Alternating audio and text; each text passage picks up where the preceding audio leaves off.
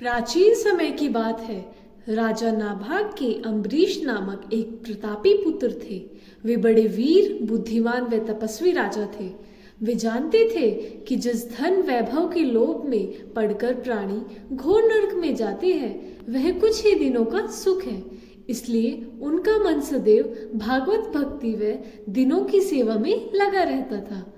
राज्याभिषेक के बाद राजा अम्बरीश ने अनेक यज्ञ करके भगवान विष्णु की पूजा उपासना की, जिन्होंने प्रसन्न होकर उनकी रक्षा के लिए अपने सुदर्शन चक्र को नियुक्त कर दिया।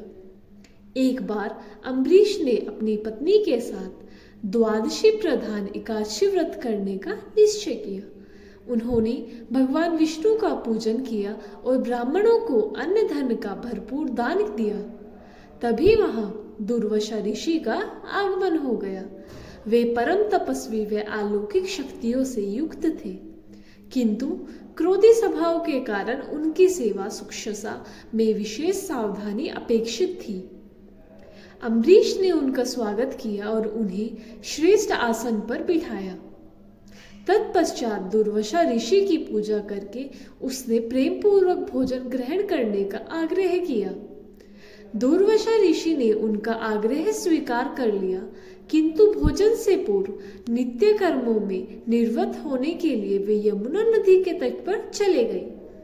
वे परब्रह्म का ध्यान कर यमुना के जल में स्नान करने लगे। इधर द्वादशी केवल कुछ ही शर्त शेष रह गई थी। स्वयं को धर्म संकट में देख राजा अम्बरीश ब्राह्मणों से परामर्श करते हुए बोले, मान्यवरों, ब्राह्मण को बिना भोजन करवाए स्वयं खा लेना और द्वादशी रहते भोजन न करना दोनों ही मनुष्य को पाप का भागी बनाती है। इसलिए इस समय आप मुझे ऐसा उपाय बताएं जिससे कि मैं पाप का भागी ना बन सकूं। ब्राह्मण बोले, राजन, शास्त्रों में कहा गया है पानी भोजन करने के समान है और नहीं भी। इसलिए इस समय आप जल पीकर द्वादशी का नियम पूर्ण कीजिए। यह सुनकर अम्बरीश ने जल पी लिया और दुर्वासा ऋषि का प्रतीक्षा करने लगे। जब दुर्वासा ऋषि लौटे तो उन्हें तपोबल से जान लिया कि अम्बरीश भोजन कर चुके हैं। अतः वे क्रोधित हो उठे और कटु स्वर में बोले, दुष्ट अम्बरीश, तू धन के मद में चूर होकर स्वयं को बहुत बड़ा मानता है। तूने मेरा तिरस्कार किया है, मुझे भोजन का निमंत्रण दिया, लेकिन मुझसे पहले स्वयं भोजन कर लिया। अब देख, मैं तुझे तेरी दुष्टता का दंड देता हूँ। क्रोधित दुर्वासा ने अपनी एक जटा उखाड़ी और अम्बरीश को मारने के लिए एक भयंकर और विकराल कृत्य उत्पन्न किया। कृत्य तलवार लेकर अम्बरीश की ओर बढ़ी, किंतु वे बिना विचलित हुए मन ही मन भगवान विष्णु का स्मरण करते रहे। जैसे ही कृत्य ने उनके ऊपर आक्रमण करना चाहा, अम्बरीश का रक्षक सुदर्शन चक्र सक्रिय हो गया और पल भर में उसने कृत्य को जलाकर भस्म कर दिया। जब दुर्वासा ऋषि ने देखा कि चक्र तेजी से उन्हीं की ओर बढ़ रहा है, तो वे भयभीत हो गए। अपने प्राणों की रक्षा के लिए वे आकाश, पाताल, पृथ्वी, समुद्र, पर्वत, वन आदि अनेक स्थानों पर शरण लेने गए, किंतु सुदर्शन चक्र ने उनका पीछा नहीं छोड़ा। घबराकर उन्होंने ब्रह्मा जी से रक्षा की गुहार लगाई। ब्रह्मा जी प्रकट हुए, किंतु असमर्थ होकर बोले, वत्स, भगवान विष्णु द्वारा बनाए गए नियमों से मैं बंधा हुआ हूँ।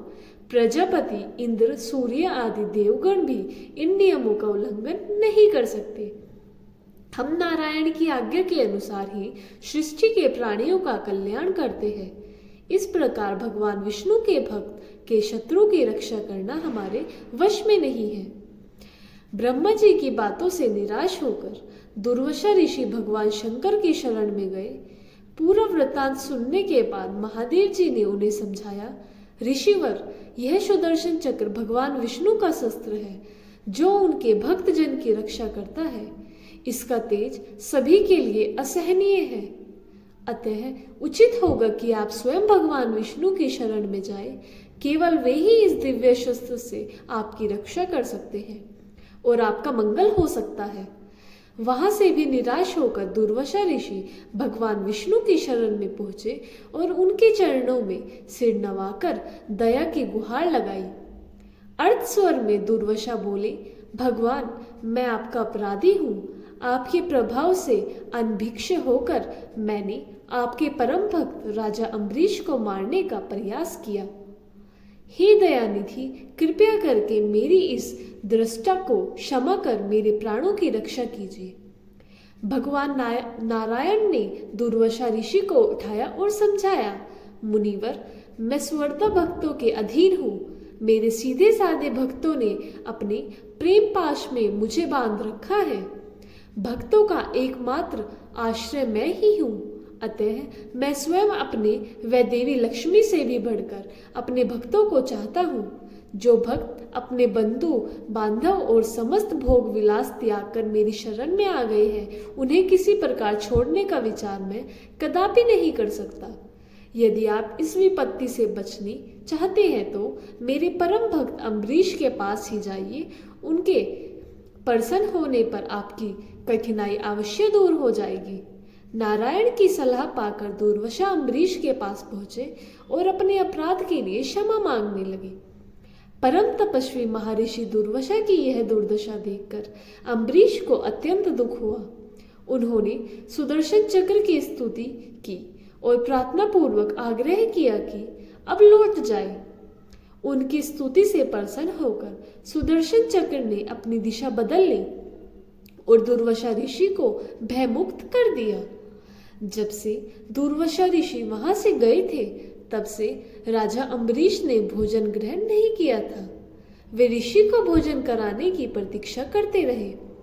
उनके लौटकर आ जाने व भयमुक्त हो जाने के बाद अम्बरीश ने सबसे पहले उन्हें आदर पूर्वक बैठाकर उनकी विधि सहित पूजा की और प्रेम पूर्वक भोजन कराया। राजा के इस व्यवहार से ऋषि दुर्वासा अत्यंत प्रसन्न हुए और उनके अनेकश आशीर्वाद देकर वहां से विदा हुए।